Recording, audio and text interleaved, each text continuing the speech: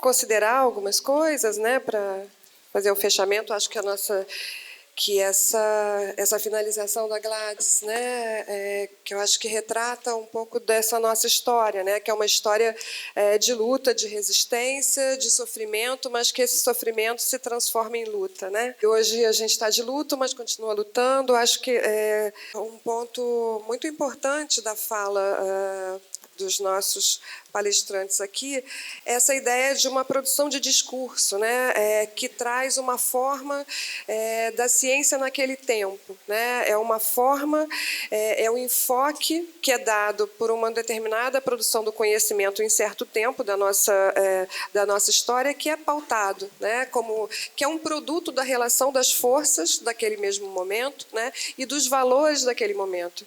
Então, da gente poder pensar, né, que essa ocupação da cidade, esse imaginário social, esse lugar social da loucura, num tempo, né, que é ao mesmo tempo. Eu acho que esse nosso discurso não pode ser nunca um discurso negativo, mas é necessário que a gente tenha as críticas, mas que caminhe, né? Então, nesse caminhar, eu acho que algumas pistas se dá, porque ao mesmo tempo que a gente está nesse tempo de pós-verdade, né, e de banalidade do mal, a gente também está num tempo aonde se reconstitui histórias, se reconstitui identidades, onde se pauta o decolonialismo, onde se pauta o feminismo, onde não se faz mais uma discussão de saúde mental sem falar da questão, né, da pobreza, das classes, sem falar do racismo estrutural. Então, ao mesmo tempo que a gente está nessa fase, né, nesse momento mais radical do ataque, da opressão capitalista, a gente também está no momento onde a gente se junta, a gente discute e a gente pensa estratégia junto, né, de mão dada aqui. Então, abrindo o debate, quem quiser se inscrever, eu vou aqui anotar. Então, meu nome é Fabiane, eu vou fazer... Na verdade, ontem, quando eu me lembrei que hoje chegaria finalmente o dia de iniciar o seminário, eu me lembrei que é sobre a cidade. De repente, me vieram à cabeça 3 versos e, enfim, eu gostaria de poder dizê-los aqui. Muito de pronto, talvez isso se torne um poema, quem sabe, para o senhor. A partir da fala de hoje, eu digo, né? A cidade acolhe, mas o louco se recolhe. A cidade então se cala, mas o louco ouve vozes. De novo, a cidade ameaça e o louco se abraça. Obrigada. Eu estava entendendo a ideia como se fosse a manifestação do louco, de ouvir vozes, porque as vozes preocupam como se fosse além da conta do padrão normal.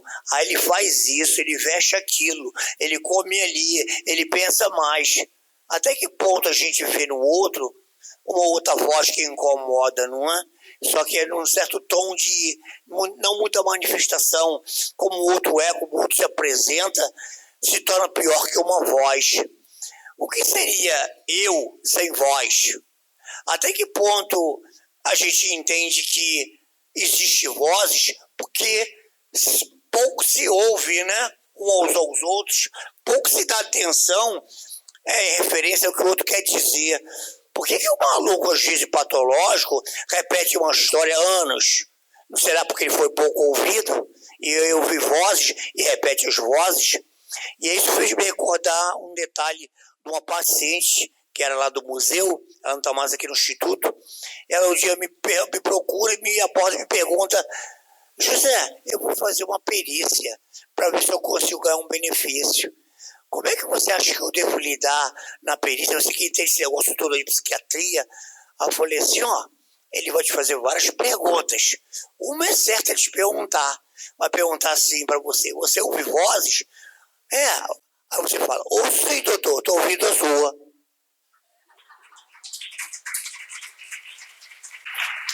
Pessoal, bom dia a todos. Tá? Da outra vez, quando eu estive aqui, foi no começo do ano, eu não lembro muito bem, mas assim, eu falei algumas coisas. Existe um livro da doutora Nise chamado Gatos, a Emoção de Lidar. Vocês conhecem, todos vocês conhecem esse livro. Ela gostava muito de gatos, entendeu? Dos animais, ela gostava muito. E não é diferente com o ser humano, tá? Nós somos animais racionais. E os animais racionais, na sua essência, eles pensam, falam, raciocinam. Mas não deixamos de nos classificar como animais, tá? E o animal ele é adestrável. Alguém pode até discordar. Não, o ser humano não é adestrável. É, a nossa família nos adestra. Com os costumes, com a criação, com o jeito de ser, com a maneira de pensar e de agir. E muitas das vezes nós, como usuários da saúde mental, nós temos que ser respeitados como pessoas, como indivíduos, que nós temos uma personalidade própria, respeitar as diferenças no sentido de personalidade e criação. Como eu digo, o ser humano é um animal racional e adestrável, e respeitar a sua livre opinião. Quando a doutora Anice se propôs a fazer a questão da terapia ocupacional, foi com esse objetivo. Só que você tem que ter, muitas vezes, o tato para não brincar com os sentimentos de ninguém. Se é que vocês me entendem, brincar com os sentimentos dos outros. Isso não pode acontecer. Se você vem para um local para você obter a sua cura, isso aqui não deixa de ser um hospital, gente, mas, acima de tudo, quando for terminar isto, seja um local de acolhimento. Você vê que a grande maioria das pessoas aqui que fazem tratamento buscam isso. Não é que transformar um local como se fosse uma terapia de grupo, não. A questão do terapeuta ocupacional, muitos aqui são terapeutas ocupacionais, sabem disso. A minha mãe era da área da saúde, minha mãe era enfermeira, minha mãe tinha transtorno bipolar, meu pai tinha esquizofrenia numérica. E eu nasci com morte aparente, é uma história muito comprida. Enfim. Meu nome é Dalton Carvalho, tá? Eu sou paciente do ambulatório, José Silveira. Só que muitas das vezes a gente tem a voz calada. Ou a nossa ideia não é expressa como deveria. E muitas das vezes você tem que dar uma recuada estratégica, porque senão você é mal interpretado. Infelizmente, somos seres humanos, como todos nós somos falhos, mas saibam de uma coisa, cada um de vocês que estão aqui participando desse seminário, é a segunda vez que eu falo aqui, temos de ser respeitados. Seja profissional de saúde, seja o usuário da unidade, seja quem for. Eu vi críticas uma vez de algumas pessoas em relação a vários comportamentos. Tudo bem. Só que hoje eu estou aqui na qualidade de voluntário. E o voluntário, ele fala o que quer, sem ter ordens de ninguém. Eu estou reportado a uma pessoa aqui, que é a Gabriela, mas a questão é que eu tenho a minha personalidade, gente. Eu não sou um fantoche, não sou um marionete. Nós temos a nossa própria individualidade. Isso é uma coisa sucinta em cada ser humano. Infelizmente, a pouca conversa que se tem é aquela coisa do tato, ter o tato, mas porque ele é usuário da saúde mental. Não deixa de ser. Eu sou, mas eu sou do setor de psicologia. Eu tenho uma psicóloga que me acompanha. Mas, infelizmente, o respeito que tem de haver é esse. É o respeito à pessoa humana, à sua individualidade, à sua personalidade. Sem ser grosseiro e sem ser estúpido. É uma coisa que eu respeito e muito. Quando não dá para me resolver nada, eu viro as costas e vou embora. Simples assim. E pessoas tóxicas, eu estou cansado de gente tóxica. Entendam isso. E eu queria saber de cada um dos palestrantes da mesa qual é a sua opinião, porque a dona Gladys Schinccariola conheceu pessoalmente a doutora Anice. Eu não conheci. Eu pesquisei sobre a doutora Anice. Mas o que ela fala, a emoção de lidar, gente, isso é muito bom. Você lidar com o ser humano é maravilhoso. Já trabalhei de carteira assinada, já lidei com o público, já fui camelô, já fui fiscal de caixa. Trabalhei em profissões que lidavam com o público. E o público você tem que ter tato. Uns gostam de você, outros não. É um direito que eles assistem. Mas eu também o respeito. Se a pessoa não gosta de mim, eu simplesmente me distancio. É por aí. Bom dia a vocês todos. É muita felicidade eu estar aqui no Rio de Janeiro, que eu me mudei há 1 mês e meio para Rio das Ostras, com a minha família, com o núcleo da minha irmã, que tem um marido, né, e o filho, e minha mãe. me afastei aqui do NISE, mas estou vindo aqui para o seminário, especialmente porque é o seminário mesmo. Muita saudade de vocês.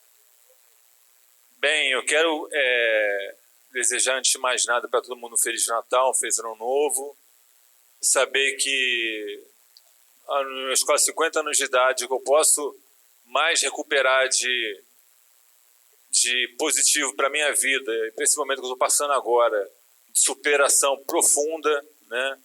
Porque além da mudança para Rio das Ostras, eu fiz a prova do Enseja, e é bem provável que eu tenha passado na prova, é bem provável que eu tenha já concluído o meu ensino médio já esse ano já, mas já aí tem que esperar dezembro para ver o diploma, né? Que o Bolsonaro tem pra caramba isso.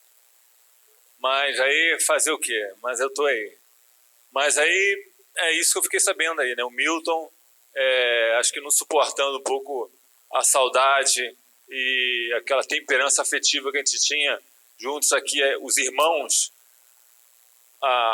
o grupo, né, de artistas do museu, a Catilene, o Edson, todo mundo, né, o Zé Alberto, pelo menos em minha análise pessoal, sou muito sincero, eu acho que ele ressentiu um pouco assim de espaço de afeto também para ele, né, e reclamou de forma tão intensa que lá no Tapirando, como me informaram, né, ele passou mal e teve esse destino, né. Mas eu acredito que, eu sou espírita também, acredito que ele transcendeu, ele está continuando a etapa dele de missão de uma forma mais sofrida para a gente que vê tudo isso, né? Ele partiu dessa forma, mas que vê que ele partiu para uma outra etapa mesmo. Quem tem fé, né? Acredita, ele leva fé nisso, eu tenho, ele leva fé que ele está em outra etapa melhor, observando a gente com um outro olhar, mas falando, bem, eu estive lá com eles e tem minha lição de vida com eles. Eu quero deixar claro aqui para todo mundo que o cliente, o artista, o usuário, ele começa nessa vida de forma acidental. Por mais que ele tenha esta trajetória errônea, esta trajetória que para muitos é uma trajetória meio quixotesca, né? meio chapeliniana, né? meio escolha de Sofia também, meio rude, né? De ficar se isolando, de ficar fazendo besteira, de ficar sempre atraindo olhar para um comentário assim mais tropeço, né? O cliente psiquiátrico também ele é um passageiro, é um transeunte de um cotidiano existencial, de dor, em outra etapa existencial, e está cumprindo essa etapa de transição no momento de mais paz. Todo paciente psiquiátrico, vocês podem ter certeza, homem ou mulher, tem essa história. É um transeunte existencial, um transitório, um transitivo. Então, eu acho que uma coisa que nos une muito como usuários, né, é sempre esse olhar, não de pena que a gente tem um com o outro, quando é cliente um com o outro, mas sim de muita cumplicidade, muita serenidade, muita alegria também de ver um companheiro também trilhando um momento difícil, mas acreditando, superando do nosso lado todo esse momento, toda essa etapa, e ensinando e aprendendo com a gente. E muitos superam de forma, às vezes, até bonita, né? Na própria etapa que está construindo como cliente. Muitos. Vamos dizer uns 40%, 50% com o tempo que eu tenho essa visão. Eu estou com quase 50 anos, 49 anos, sou cliente desde 91, e eu reparo que tem essa condução. É uma condução, é um voo da Fênix. A Fênix vai, cai e voa. Sabe? Eu acho que o Milton vai deixar muita saudade. Por isso que eu vim para cá, do Rio, por causa do Milton mesmo, né? Falei, não posso deixar de ir no Rio de jeito nenhum, tenho que marcar esse ponto, meu amigo, pelos meus amigos do museu, meus amigos do Cancioneiros, do IPUB, do Pinel, Carlos, todo mundo, os profissionais também, lógico, que são exemplares, que tem uma história também lendária, uma história secreta, né, de missionários, de agentes secretos do bem, né? A gente sabe muito bem disso, que eu não sabia disso, já há quanto tempo eu não sei disso, né? E de eu reparar isso e me conduzir com muita assim, cumplicidade com eles também, e muita missão lado a lado, esperando um dia estar trilhando até um caminho mais paralelo com eles também, quem sabe, né? Estamos aí fazendo ensejo, estamos aí esperando diplomas, estamos aí querendo contemplar um momento de mais luz para o país, apesar das divisões que estamos passando, né? A nível ideológico, a nível metodológico também, né?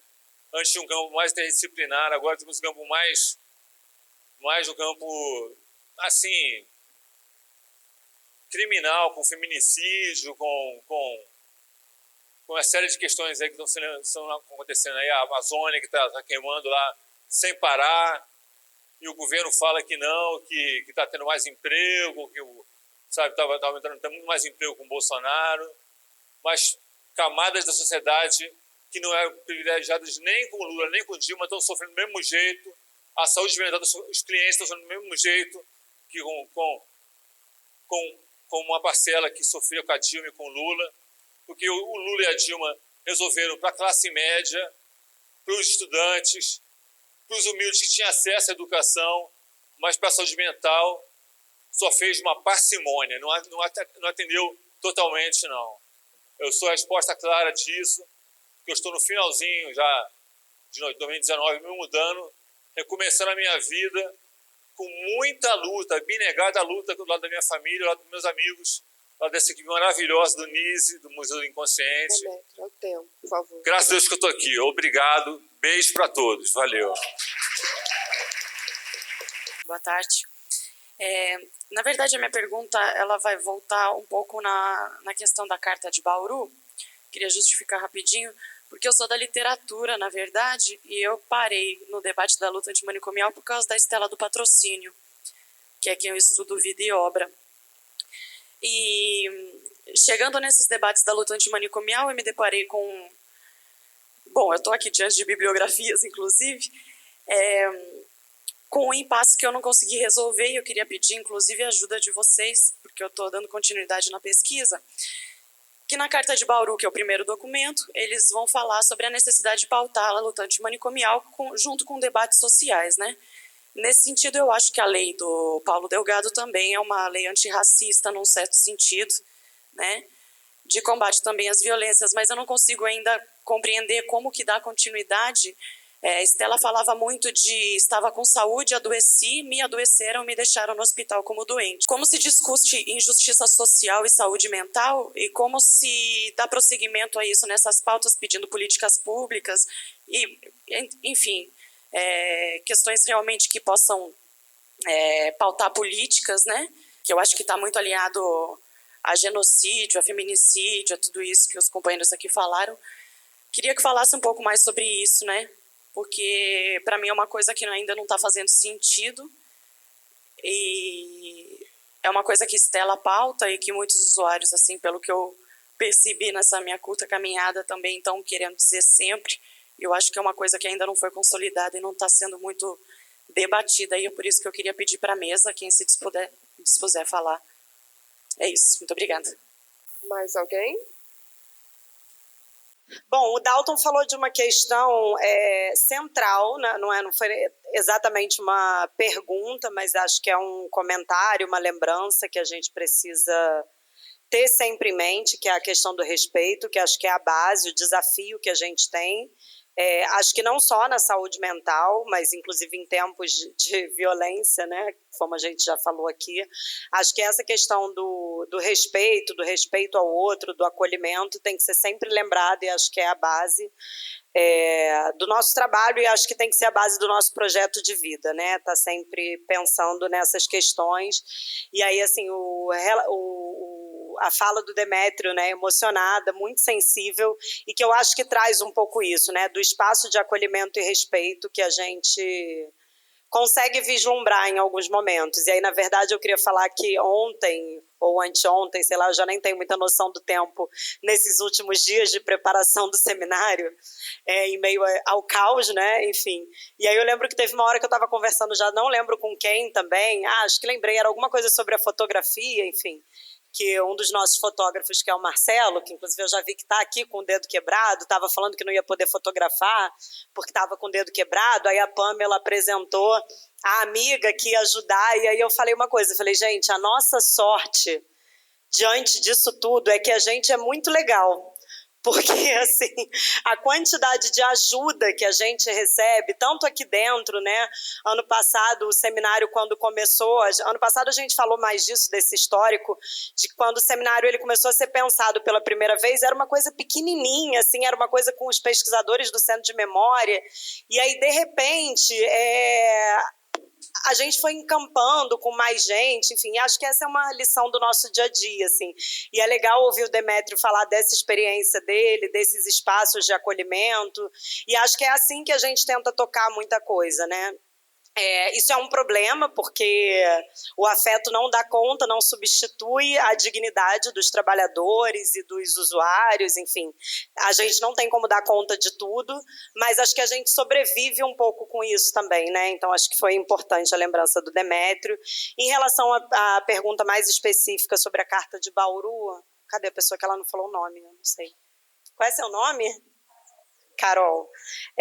Carol, eu não vou me estender muito, que eu acho que a gente tem aqui outros especialistas, muito mais competentes que eu, mas eu queria só dar uma impressão, assim, né, sobre o que eu tenho em relação ao contexto da Carta de Bauru, e uma certa percepção que você tem, que é de como desse desafio que estava posto naquele contexto, né, dessa articulação entre a reforma e os movimentos sociais, eu diria assim, de uma maneira geral. E eu tenho uma impressão, e aí já pensando também de como que a gente se vê nesse momento de crise, nesse momento, de que, de fato, a gente teve, a partir de todas as conquistas, nos anos 90 e 2000, com as limitações que tiveram, a gente teve uma impressão de que muita coisa estava resolvida. E eu tenho a impressão que, de fato, a gente, durante um tempo, perdeu esse poder de mobilização e que eu acho que a gente também ainda está tentando se encontrar nisso. Então, eu acho que, de fato, é um desafio posto, que eu acho que não está abandonado, é algo que a gente tem no horizonte, mas que eu acho que, de fato, durante um tempo, a gente achou que esses avanços seriam irreversíveis, o que fez com que talvez a gente perdesse um pouco esse poder de mobilização, e aí eu acho que dos movimentos sociais, de uma maneira geral, a gente teve um momento mesmo de desmobilização, acho que desde o movimento estudantil até os movimentos sociais de uma maneira geral. Em relação ao racismo e ao feminismo, e aí fazendo um paralelo com o que a Ana Paula falou antes, né, de que dessa dicotomia desse momento, em que ao mesmo tempo que a gente vê uma das maiores crises, como o Pedro Gabriel falou, e de ataques mais violentos a essas conquistas, a gente também tem esses discursos cada vez mais em pauta. E aí, na verdade, eu fiquei pensando quando a Ana Paula falou, na verdade, que eu acho que, em alguma medida, toda essa radicalidade da violência que a gente tem visto insurgir de uma forma tão rápida, também é uma reação a isso, também é uma reação ao que a gente conseguiu evoluir, assim. Então, eu acho que entre erros e acertos não tem muito, é uma questão super complexa que você trouxe, mas eu acho que um pouco aquilo foi colocado ali, eu acho que em algum momento a gente se sentiu, de certa forma, numa zona de conforto, e acho que nesse sentido os movimentos talvez tenham se desmobilizado, e mesmo o movimento da luta antimanicomial, eu acho que diante de algumas conquistas, algumas coisas para nós eram dadas e a gente não achou que precisaria revê-las, né? E a gente está sendo obrigado, mas aí eu queria só assim, também como um ambiente, como uma para trazer um pouco de esperança, pensar que eu acho que isso também é uma reação. Na verdade, esse reacionarismo não estaria se articulando dessa forma, não fossem os avanços que a gente teve, né? E aí é isso, a disputa de narrativa e a resistência para ver o que vai ser daqui para frente. Pois agradecer aí os comentários, não são exatamente quer dizer, tirando a Carol que fez uma pergunta mesmo, são comentários e queria compartilhar com vocês. Eu também entendo o que foi dito aqui pelo Dalton, pelo Demétrio, e vejo como depoimentos extremamente importantes. É um prazer revê-lo, Demétrio.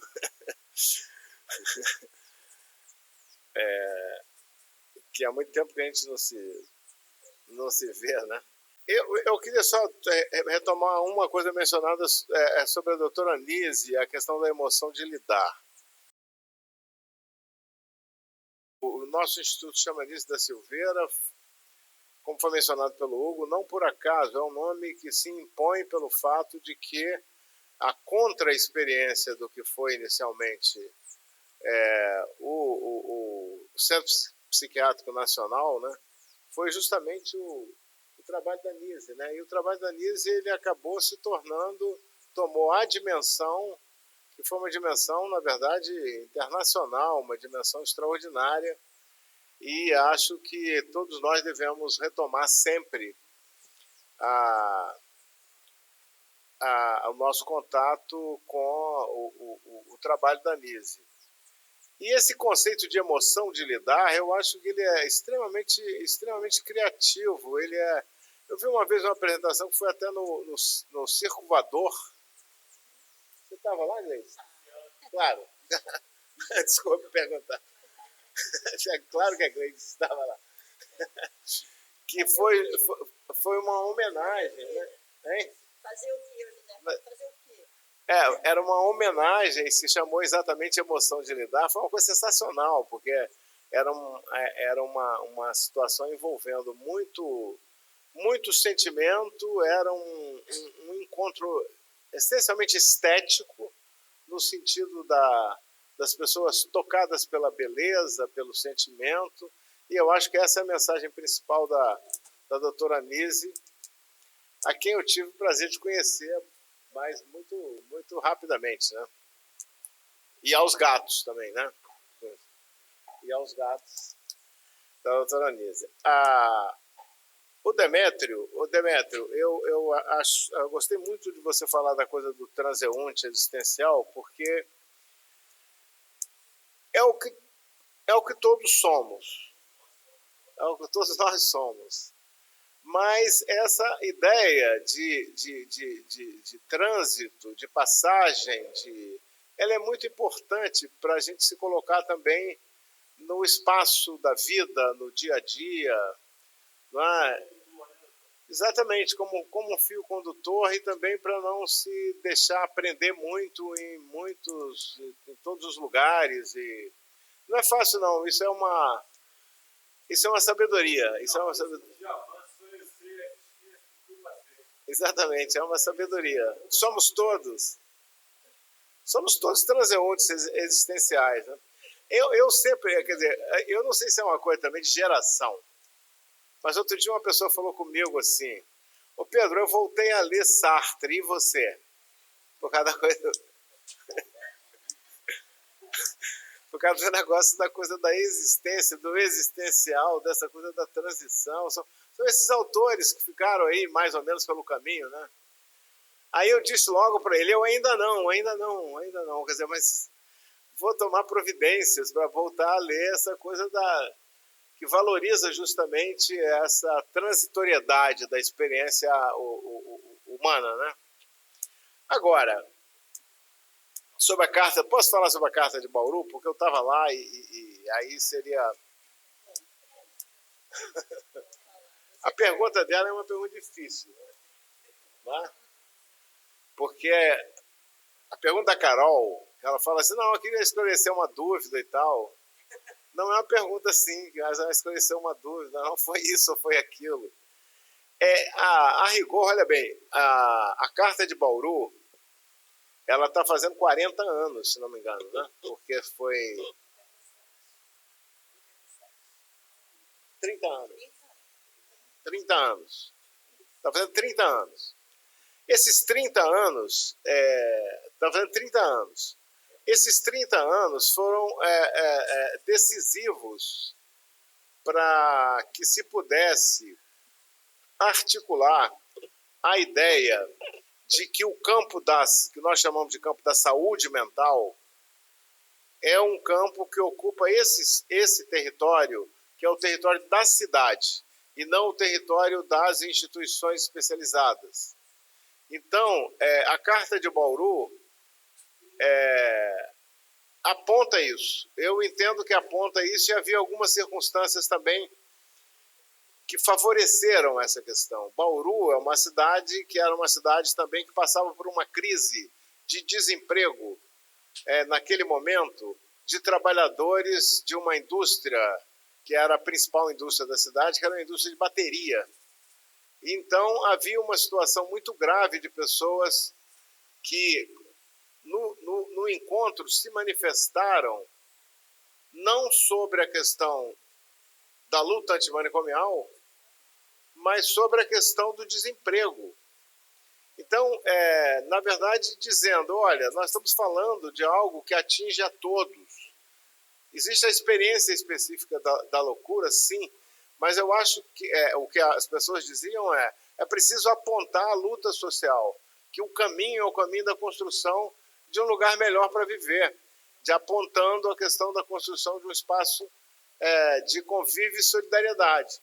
Esse espaço de convívio e solidariedade, certamente, entrava em confronto com os donos da bateria Iliar, ou seja, entrava em confronto com a forma de organização da vida sob o capitalismo, que é a exploração do trabalho, a falta de tempo para respirar, para ter sentimento, para lidar, para ter respeito, etc. Além do que, tem uma tradição anterior, viu, Carol, do movimento da luta antimanicomial, que é a tradição do movimento chamado de alternativas à psiquiatria. Esse movimento teve esse nome, um movimento europeu que juntava pessoas sem domicílio fixo, juntava migrantes, juntava outros grupos que eram minorias, no sentido da minoria política e social da sociedade, e que já tomava essa ideia de que combater o modelo manicomial é se juntar a lutas sociais que criam uma solidariedade maior para as pessoas. Então, essa é a nossa origem. Acho, aí concordando com a Daniele, que pode ser que a gente tenha perdido um pouco essa direção ao longo do caminho, mas não é uma direção fácil de manter todo o tempo.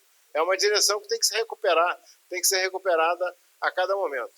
E sobre essa questão levantada pela Ana Paula, de que, apesar de estarmos vivendo um tempo de supressão de liberdades e de decisões, que são decisões arbitrárias sobre o modo de ser, não são decisões simples. Por exemplo, em relação ao campo da saúde, a decisão de desfinanciamento do sistema público de saúde é para valer. Não é para valer o desfinanciamento. A mudança do modelo da atenção primária, né, do Programa de Saúde da Família, também é para valer. A destruição e o desfinanciamento das universidades também é uma coisa que está colocada e sendo feita. Mas, apesar disso, acho que tem uma força extremamente vigorosa relacionada à questão dos direitos, à questão das pautas identitárias, que são extremamente importantes, e há uma discussão super interessante que o Brasil, no qual os militantes das lutas sociais no Brasil estão se engajando, que é o debate não só da violência urbana, da violência contra a mulher, da violência contra a criança e da violência do Estado, da violência policial, que, por exemplo, esse ano tem um recorde de mortos, né, no Rio de Janeiro, pela polícia, mas também aquilo que se chama de violência epistêmica, isto é, aquela violência que se pratica por conta de concepções que são concepções que colocam uma pessoa como mais importante do que a outra, uma pessoa como sabendo mais do que a outra, como superior à outra, que está na base dessa violência sofrida, por exemplo, na questão de gênero, na questão LGBT, na questão do racismo, né? Então, todas essas formas de violência, e quem nos ensinou isso, esteve no Brasil agora, é a Angela Davis, que é justamente uma militante dessa questão, desses movimentos, que são uma novidade boa e poderosa nas lutas sociais. Num cenário ruim, novidades boas e poderosas. Então é preciso ter esperança, sim. O movimento de usuários, que é o movimento do recovery, o primeiro, digamos, princípio que os usuários, que nasceu de um movimento chamado dos sobreviventes nos Estados Unidos e tal, que é o movimento do recovery, o primeiro do recovery. Somos todos adeptos do movimento do recovery, todas as pessoas do movimento antimanicomial. A primeira recomendação é o seguinte: esperança. Esperança. Quer dizer, a esperança tem que ser um exercício também. Entendeu? Tem que ser um exercício. Você tem que fazer o exercício da esperança. Porque senão você não atravessa a rua, não é verdade? Você não dá 2 passos, você não conduz a sua luta de mudança para melhorar a solidariedade na cidade e na sociedade. Né? Queria primeiro dar as boas-vindas para o Demetrios. Você deixou muitas saudades, não nos abandone.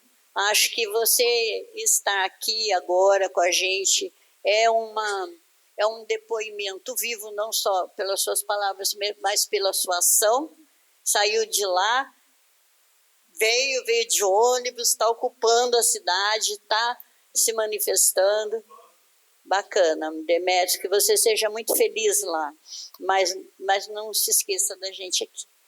A Dalto também lembrou muito bem, ele trouxe uma questão sutil, não só do respeito às pessoas, como o respeito também aos animais, lembrou a história dos gatos. Temos aqui esse grande desafio em homenagem mesmo à doutora Nise, respeitar e tratar os gatos e os animais. A Érica também está se dedicando muito a isso. É um apelo a todos.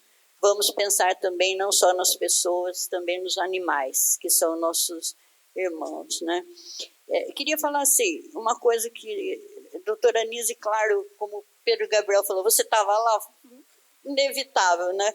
Minha vida foi dedicada realmente ao museu, mas queria lembrar as palavras da doutora Nise. Ela dizia: a loucura não atinge a sensibilidade, a inteligência, a criatividade. E hoje a gente teve uma manifestação clara disso, dos depoimentos do José Alberto, do Demétrio, do Dalto, né, que são seres criativos, inteligentes, estão antenados com o mundo, e isso é maravilhoso. Dalto é um bailarino, um dançarino, Demétrio é um grande desenhista, que eu amo de paixão, e o José também. José foi modesto, ele também tem tido um papel muito importante na ocupação da cidade. Ele é um andarilho, é um transeunte. A gente pode até, né, José, se a gente quiser fazer um protesto, fazendo já, eles falaram brilhantemente, mas é sufocante o nosso cliente, né? Tem sido cada vez mais exprimido, as dificuldades de receber uma aposentadoria, o INSS está cada vez mais perverso, o Rio Card está cada vez mais perverso. Aí me lembro de uma história do José Alberto, ele tinha um Rio Card para transitar pela cidade, foi tirado dele, mas quando ele andava, às vezes ia para Barra de noite, chamaram ele no Rio Card e falaram: mas se você vai para Barra, não é para o seu tratamento, esse Rio Card é para o seu tratamento. Ele fala: mas às vezes eu estou em casa, eu sou um maluco, eu preciso sair, né, José? Eu preciso ir para a praia, até para deixar meus vizinhos sossegados. Se eu não estou bem, eu preciso ir para a praia para refrescar a minha cabeça. E por que não? né? Então, essas coisas são muito opressoras. Eu acho que a gente ainda tem muita luta, viu, Carol? Acho que, como o Pedro falou, foram, né, tentativas, experiências, mas a gente ainda tem muita luta pela frente, que estamos passando aqui o bastão para vocês. Cabe a vocês agora a continuidade, a melhoria disso, né? Para concluir, eu queria falar do José. José é um grande pintor, um grande artista, inspiradíssimo. Ele faz uma obra, ele diz que é como um filho, é uma gestação. E o ano passado, para lembrar, ele foi modesto, mas o José foi um dos principais expositores da Bienal de Belas Artes de São Paulo. Nós estivemos lá 2 vezes, né, José? Foi muito bonito. O museu participou, emprestamos várias obras, mas o destaque foi para o José Alberto. Foi muito, muito mesmo bonito. E uma coisa muito bonita também é que ele falou isso quando a gente estava lá na exposição. A impressão dele da exposição, a Bienal de São Paulo, não é qualquer coisa, né? Ele falou, não, eu estou muito satisfeito porque aqui nós somos expositores como qualquer um. Não teve essa marca de ser maluco, ser isso ou ser aquilo. Somos expositores e artistas como qualquer um. Então, eu acho que isso é um ganho muito grande. Viu? A nossa luta está apenas começando.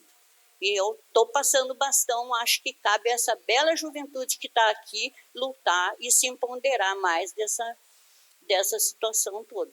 Eu queria só me despedir, porque hoje está todo mundo aqui reunido, pelo que eu estou vendo por alto, tem quase mais de 100 pessoas por aí, né? E aí a gente está pensando, vocês poderiam hoje com a colega ir no shopping, ir na praia, no teatro, ficar em casa, se entretendo lá com alguma coisa, mas sair com o namorado. O que trouxe vocês hoje aqui? O que aguçou vocês virem hoje aqui? Vocês podem vir sair um pouco de fora de vocês, dentro de vocês, vir para fora um pouquinho e ver que isso aqui é um déjà vu? O que trouxe vocês aqui? Aí eu estalo a ideia para vocês. A amizade da doutora Nise nos uniu. Parabenizo a instituição por todo esse evento, que é isso que a gente sempre procura, a melhoria. E pelo que a senhora falou do Milton, eu acho que tem uma palavra que fecha tudo isso. Tanto o nosso comprometimento enquanto profissionais junto aos nossos clientes e principalmente, né, toda a mudança que ele teve ao longo da vida dele e de todos esses profissionais, que eu acho que a palavra é superação. Obrigada. Eu, particularmente, fiquei muito feliz aqui. Quer saber se a mesa quer fazer uma finalização? Quer, né, Pedro? Bom, eu fiquei particularmente feliz nessa nossa discussão, né, quando a gente está aqui discutindo a ocupação da cidade, né, e o quanto isso, do manicômio a ocupação da cidade, né, o quanto isso nos afeta, porque a gente não está falando, apesar dessa resistência precisar continuar, a gente não está falando apenas de fechar leito, a gente está discutindo quais são as questões que nos avassala quando a gente está em liberdade, né? A gente está discutindo o capitalismo, as suas novas formas globalizadas, a questão das lutas identitárias, do racismo, que quando a gente vê na violência de Estado, ela se pauta prioritariamente pela violência contra uma população negra, né? E contra jovens periféricos. Então, o que nos avassala também quando a gente entra nas clínicas da família dentro desses territórios conflagrados e aonde a gente se depara para com a miséria, né, com a miséria prioritariamente também dessa população marginalizada, com os usuários de drogas, né, que são aí tá ocupando o lugar dos loucos a serem excluídos, a serem passados para debaixo do tapete. Essas são questões da cidade e essas são questões da liberdade. No hospício, no manicômio, a gente está discutindo a saída, né, mas o nosso discurso ele também é mais reducionista. Então, isso me deixa muito feliz, agradeço o convite, agradeço estar aqui para poder ouvir os nossos palestrantes e encerro essa mesa com boa tarde a todos. O retorno vai ser, que é o horário? O retorno às 2 horas para as atividades. Muito obrigada.